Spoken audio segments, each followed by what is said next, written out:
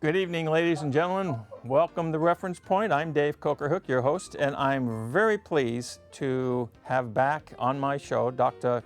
Sailesh Rao. Dr. Rao, thank you for coming back. He is the Executive Director of Climate Healers. When Sailesh, you were on the show, a few months ago, and you're back, and I'm really thrilled to have you. Thank you so much for inviting me again. So you've been very busy. We were talking just shortly before the show about your doing some world traveling. Tell us a little bit about that before we dive into some of the other things I wanted to talk about. So you were in India and Nepal, did you say? Yes, I was in India and Nepal. We were traveling around and screening our new documentary, The Land of Ahimsa, Ah, which is basically appealing to Indians to take a leadership role on this transformation, which is a spiritual transformation as much from a as anything else, system. that's true. Yes, very much so. Yeah. Well, So a cool. spiritual and cultural transformation. So we thought that India is the right place to kickstart it. So Well, there's sure plenty of people there to get the word out to, that's for sure. that's correct. Yes. So I'd like to start by having you redefine climate healers, what the organization's purpose is, and whatnot, so that just to give the audience, some of the folks may not have seen our first show, just to give them a little perspective as to what we're here to talk about. So the purpose of climate healers is to heal the Earth's climate, as opposed to maintaining it at a high state of disrepair, which is what most of the mainstream conversation is about. The conversation was always about should the Earth's temperature go up by 2 degrees Celsius or 1.5 degrees Celsius. And I said, if I go to a doctor and I have a 2 degrees or 1 degree Celsius fever, and the doctor says, I'll make sure it doesn't go over 2 degrees Celsius or 1.5 degrees Celsius, I would tell the doctor, he's looking at the wrong way. You know, you need to help me get rid of this fever, not tell me how much more I'm going to get. So that's the reason for climate healers. I wanted to help work on something that would reverse climate change. How do we deal with climate change holistically? Okay.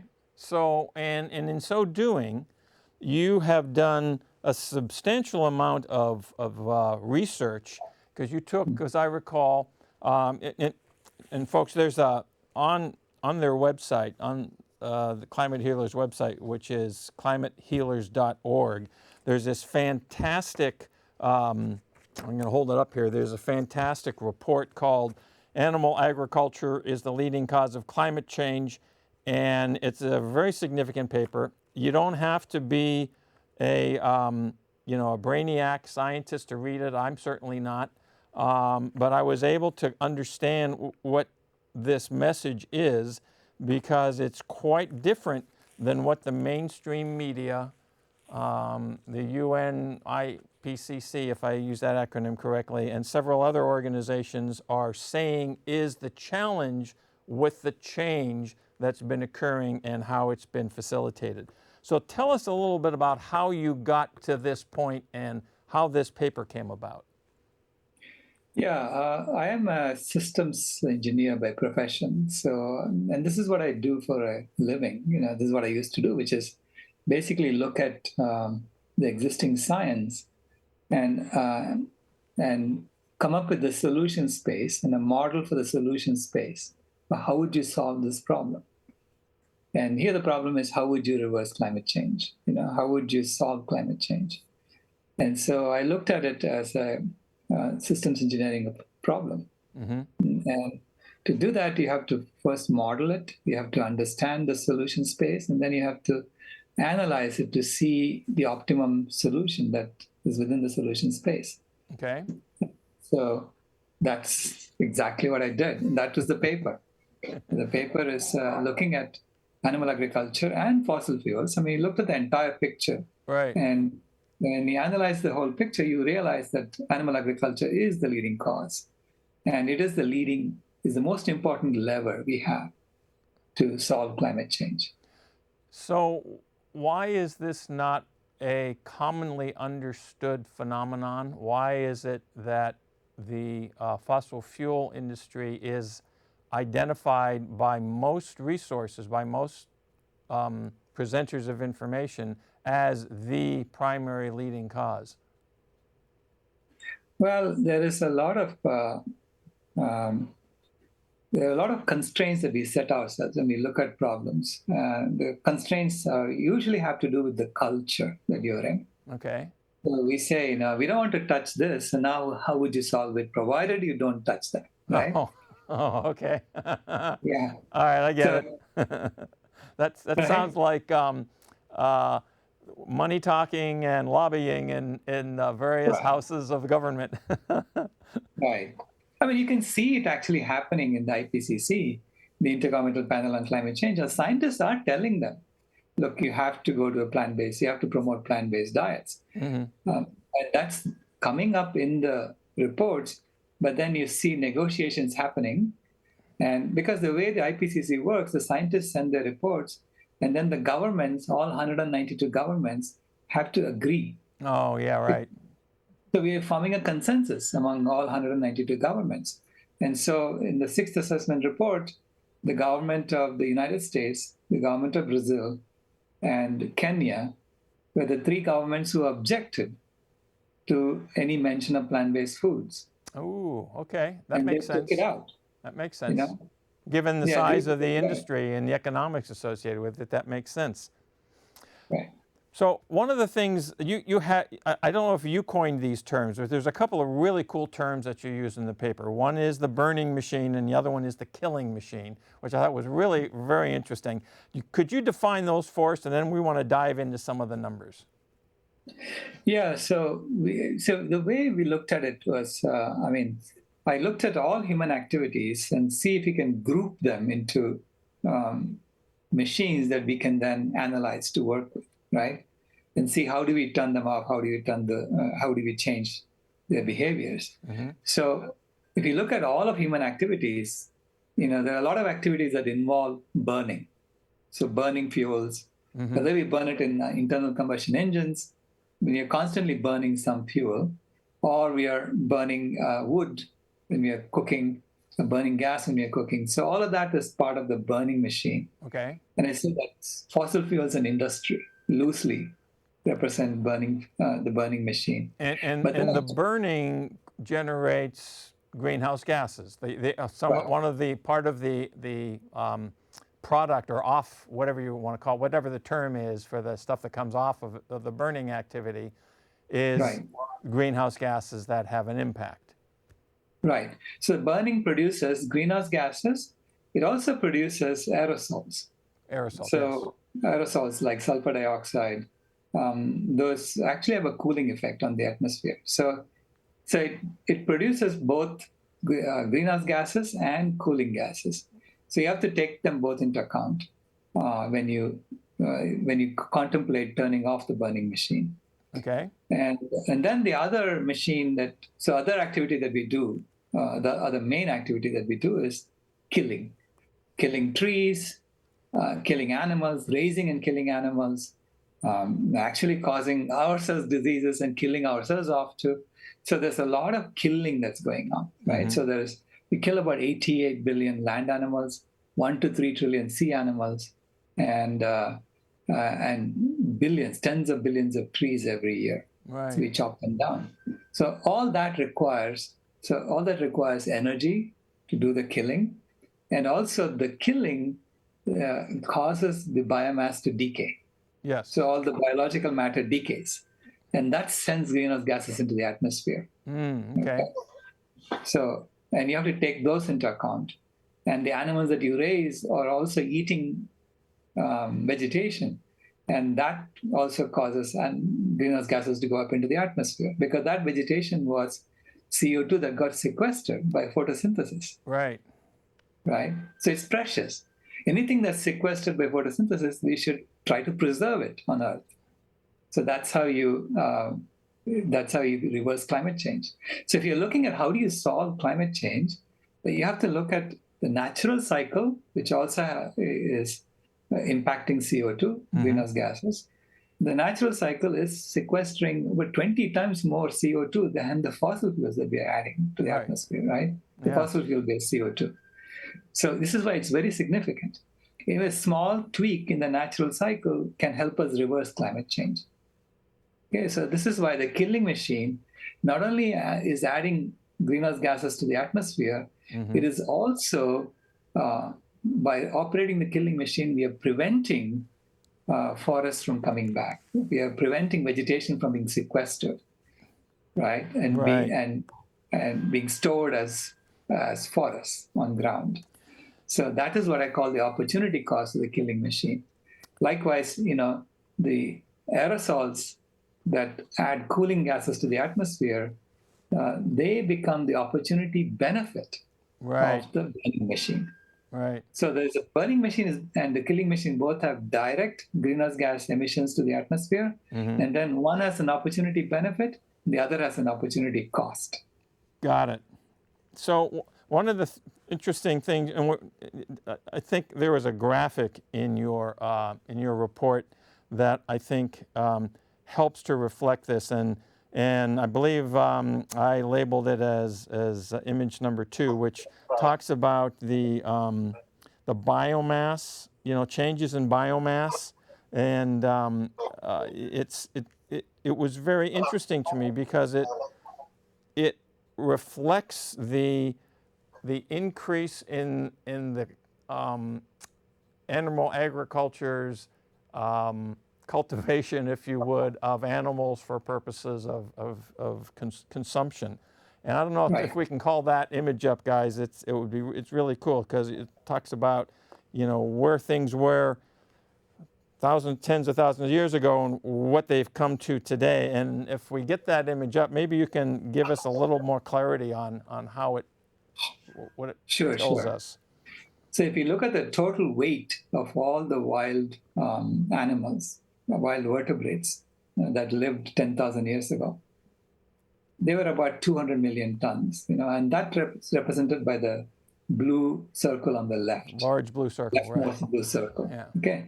And 10,000 years ago, humans, there were not that many of us. So our weight was very tiny compared to the weight of all the wild animals that lived on Earth 10,000 years ago. Right.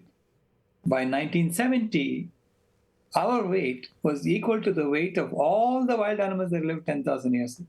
Okay? Our weight alone. Because we were about 3.5 billion human beings right. by 1970. Okay. And the wild animals had diminished by 60%. So if you look at their bubble, their circle is diminished, becomes smaller. Yes.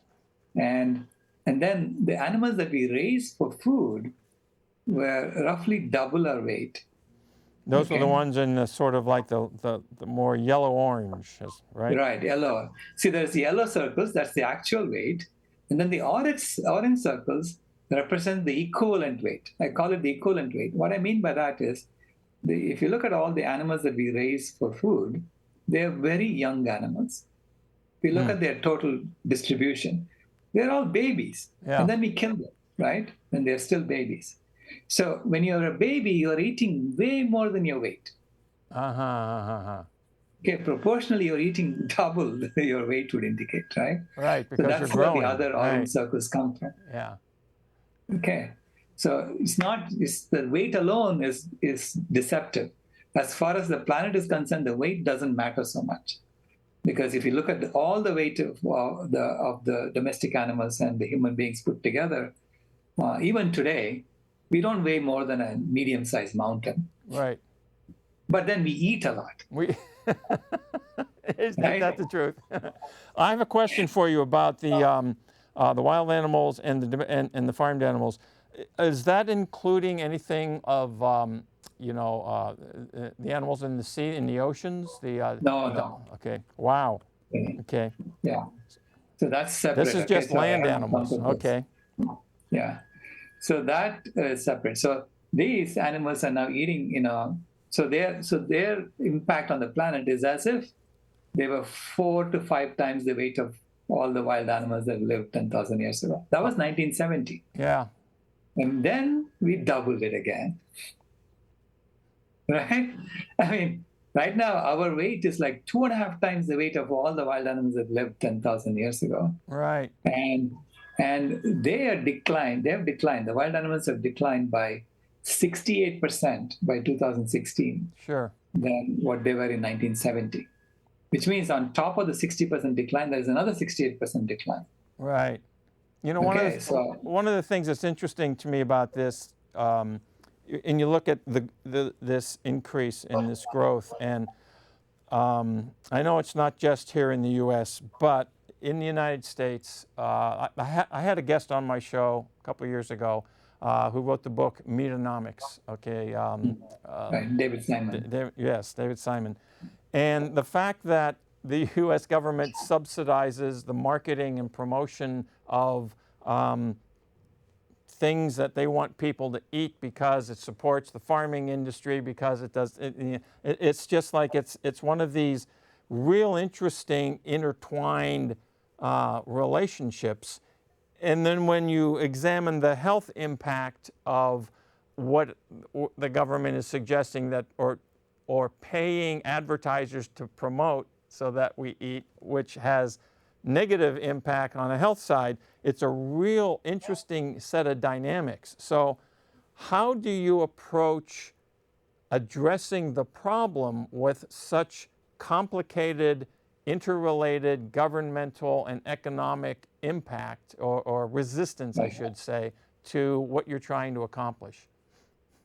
Yeah, we look at it as a system. So as a system, you realize that we are in a system that is driving a profit-driven extractive economy. Yes. Okay, and so our money, the money that we create in the system, is created to be a scarce resource. We have to go hunt for money, otherwise you won't get anything, right? Right. So you have to mine for money, hunt for money, and so everyone is going there and trying to extract from the earth in order to, so that they have something that they can go and sell for money, right? So our entire economy is built around this extraction. That's how we are heating the climate, by the way. So I say there are three pillars to the profit-driven extractive economy. The first pillar is consumerism, which is convincing people that you need to consume outside in order for you to be happy. Right. So consume more and more and more, and that will make you happier and happier. That's the first axiom of our civilization. Which actually doesn't work. It doesn't work. It's absolutely not true, right? It doesn't add up. It doesn't add up, yeah. So that's the first false axiom in our civilization. Okay. The second false axiom is a false axiom of supremacism, which says that life is a competitive game in which those who have gained an advantage may possess, enslave, and exploit animals, nature, and the disadvantaged for their pursuit of happiness. Okay, and that allows us to go and extract from those who cannot fight back, Right. like animals, or like poor people, or like other nations, who don't have the same military power that you do. So that sort of thing. So you go and extract, and then you say that that's legitimate profit taking for me. Okay, so that's the second axiom. And the third is global hunger. Because without global hunger, you cannot get people to do some of the jobs that need to be done in this extractive economy, like slaughterhouse work or mining. There are all kinds of jobs that no one wants to do. Yeah. They're forced to do it because if they don't, they're going to starve to death. They need to eat. Right. Need to eat. So this is why the global hunger is a foundation of this civilization. Without it, the whole thing collapses. The whole economy will collapse. So these three are the pillars of the old model. And when you look at, from some things that I learned from you, but also from some of the other research that I've done, the amount of food that is grown on the planet that is fed to animals that could feed people is ridiculously large. And if you just fed the people, then you could eradicate this hunger challenge for a lot of the population. It's fascinating to me that that's the way that it is, but that is the way that it is. Okay, so we got the three pillars. I get that. So how do we change the concepts, the systems? What is the level of awareness that has to be reached by a certain percentage of the population before it becomes a trend that is not reversible? Yeah. So I say, okay, there are many ways in which you can transform a system. So Donella Meadows had a list of 9 leverage points of how do you transform systems. The most important are the foundations. So if you can transform the foundations, if you can tell people, hey, the foundations are wrong, so you need to build a new civilization on the correct foundations, okay? That is the most significant leverage you can get. And in this case, we know that the 3 foundations of the current civilization are completely unsustainable. Okay? Can never create a sustainable civilization on the same foundations. You have to build it on the correct axioms, the correct foundations. Okay. And I say the first is the axiom of inner peace, which is looking for happiness within ourselves. That's what we need to be teaching our children. And then we need to ban all these ads that are convincing you otherwise, Right. because these are all lies we are being told, right? We don't want to Exactly. be living in lies. I mean, sustainability is about the truth. Okay, the truth is sustainable.